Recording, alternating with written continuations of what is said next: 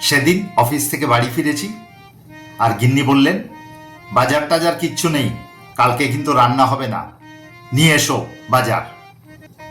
সকালবেলা অফিসের তাড়াহুড়োয় অত সময় হয় না, অতএব সন্ধেবেলাতেই এক কাপ চা খেয়ে বেরিয়ে পড়লাম বাজারের থলি হাতে। তারপরে কি ঘটলো শুনুন এই ছড়ায়।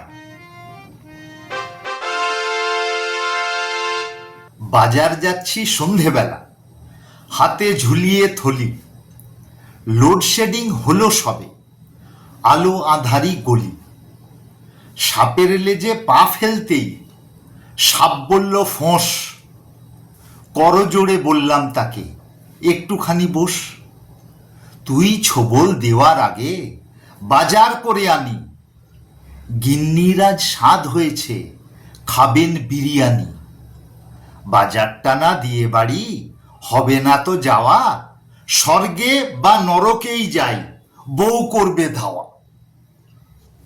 সাপ হেসে বলল, আমাকে বলল, উত্তর দিচ্ছে সাপ। সাপ হেসে বলল, যান বাজার করুন গিয়ে, দরকার নেই আপনাকে ছোবলটা আর দিয়ে, প্রতিদিনই খাচ্ছেন তা বুঝতে পারি আমি, ভুলে কেন যাচ্ছেন যে আমিও কারো স্বামী, বাড়ি ফিরে প্রতিদিনই আমারও আছে বাঁধা, 11 বছর বিয়ে হলো, সবই জানি দাদা। ছড়াটা আপনাদের কেমন লাগলো অতি অবশ্যই কমেন্ট করে জানাবেন।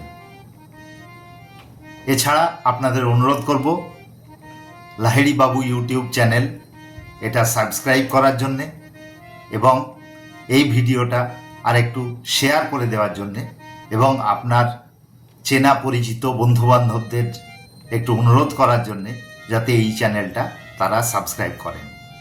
ধন্যবাদ। সবাই ভালো থাকুন, হাসতে থাকুন, নিজের জীবন উপভোগ করতে থাকুন।